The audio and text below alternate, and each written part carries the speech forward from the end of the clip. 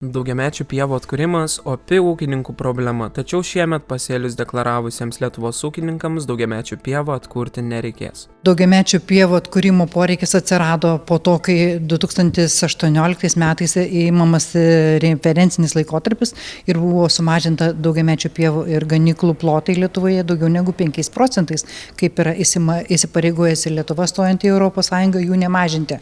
Ūkininkai nenori, kad vyriausybė kištųsi į jų turimą nuosavybę, nors yra gaunamos tiesioginės išmokos iš ES. Kiekvienas ūkininkas siekia savo ūkį tvarkyti, kaip jam yra patogu, tačiau vadovaujantis tuo, kad gaunam tiesioginės išmokas ir iš ES lėšų ir visgi ta pagrindinis tikslas siekiant išsaugoti geros agrarinės būklės reikalavimus, turim laikytis tų įsipareigojimų, bet galima visą laiką ieškoti būdų, kaip juos supaprastinti, kad nenukentėtų žemdirbiai. Daugiamečių pievų atkūrimas būdas sumažinti neaktyvių ūkininkų skaičių, todėl ūkininkams buvo iškelti aukštesni reikalavimai. Deklaruojant pievas ir ganyklas, siekiant sumažinti neaktyvių ūkininkų, kurie vadinami sofos ūkininkais, skaičių buvo iškelti trupučiuką aukštesni reikalavimai deklaruojantiems pievas ir ganyklas. Tai yra kartą metuose nušienauti, išvežant žolę arba ją supresuojant ir paliekant ganyklose.